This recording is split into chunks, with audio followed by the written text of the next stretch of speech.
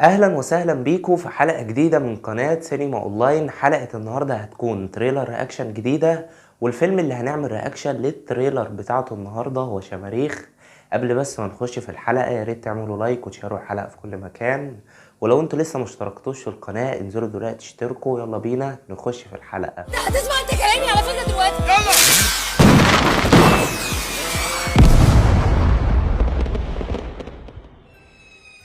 فيلم شماريخ بينتمي لنوعية الإثارة والتشويق والأكشن، ومن بطولة آسر ياسين وأمينة خليل وخالد الصاوي، ومن تأليف وإخراج عمرو سلامة، واللي كان آخر أعماله في السينما فيلم بره المنهج.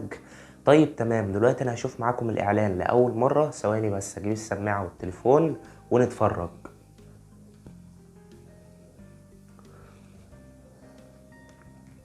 ها جاهزين؟ 1 2 3.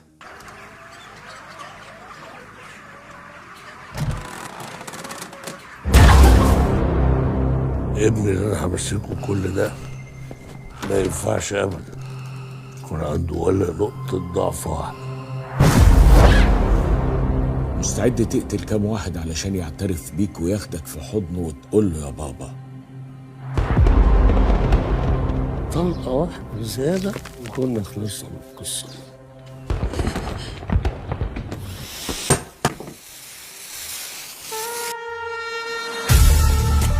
انا عملت كل اللي عملته ده عشان يبقى ليا اسم واسم حقيقي، ما بقاش الواد اللي متسمى على اسم جدي. دي الفايلز دي ممكن توديهم كلهم في 60 داهية. يلا بينا كده هتأخر.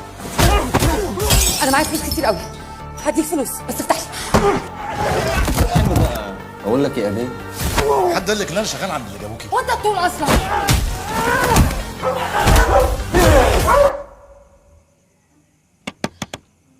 نولع شرارة في السما، خليني تفضل ثابته عشان رد فعل المسدس.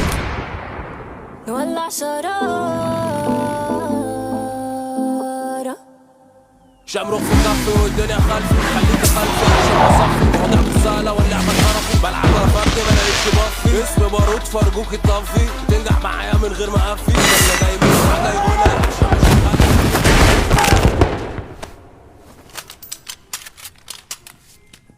مش خش هات البومب زيادة.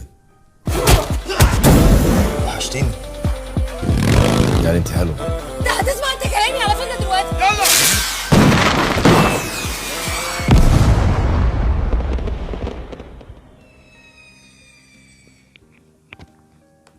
ماشي. شغل الانفجارات والاكشن اللي ظهر في الاعلان شكله موفق جدا. اعلان يدعو للتفاؤل برغم ان انا ما فهمتش اي حاجة. يعني الاعلان مكتم خالص على تفاصيل القصة، مش موضح لك اي حاجة. يمكن اللي انا فهمته وانا بتفرج معاكم، وممكن دي تبقى حاجات غلط.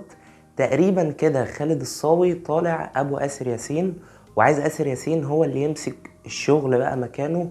بس لازم آسر ياسين يبقى قوي، ما عندوش نقطة ضعف زي ما احنا كده سمعنا خالد الصاوي في اول الاعلان. ايه بقى هي طبيعة الشغل احنا مش عارفين. احنا شوفنا صواريخ وبومب ومش عارف شماريخ وحاجات للعيد كده، فهنشوف الفيلم هيقدم لنا ايه. لكن اللي انت شايفه قدامك وانت بتتفرج على الاعلان يخليك مبسوط ويخليك متحمس تجاه الفيلم. في اكتر من حاجة لفتت انتباهي في الاعلان. اولا طريقة التصوير مع الالوان الخفيفة او المظلمة والكادرات اللي ظهرت. لقطات الاكشن بنشوف ان آسر ياسين بيضرب اكتر من واحد، اكتر من مجموعة في مشهد واحد كده. واضح ان احنا داخلين على جرعة اكشن كويسة في الفيلم. الاغاني اللي موجودة شكلها حلو، الموسيقى التصويرية شدتني جدا. فكل حاجة في الاعلان كويسة باستثناء قصة الفيلم، وانا ما عنديش مشكلة. حلو ان الاعلان ما وضحش اي حاجة بخصوص تفاصيل القصة، بحيث ان احنا لما ندخل الفيلم نتفاجئ. برضو بان في الاعلان ان هيبقى فيه قصة حب طبعا ما بين آسر ياسين وأمينة خليل، وتقريبا هيبقى فيه قصة حب برضو ما بين أدهم الشرقاوي وهدى المفتي. وشوفنا سامي مغاوري، عجبني أوي النيو لوك بتاعه ده، والفنان مصطفى درويش رحمة الله عليه. في العموم أنا متحمس للفيلم. الكاست التمثيلي كويس، التأليف والإخراج لعمرو سلامة، واحد من المخرجين المتميزين جدا وأعماله بتتكلم عنه من غير ما حد يقول حاجة. الفيلم إن شاء الله هينزل يوم 14 ديسمبر في السينمات المصرية، وقبلها في أول الشهر هيتعرض في مهرجان البحر الأحمر، ودرجة ترقبي للفيلم 8/10. اكتبوا لي تحت في التعليقات ايه رأيكم في الإعلان ونسبة ترقبكم للفيلم.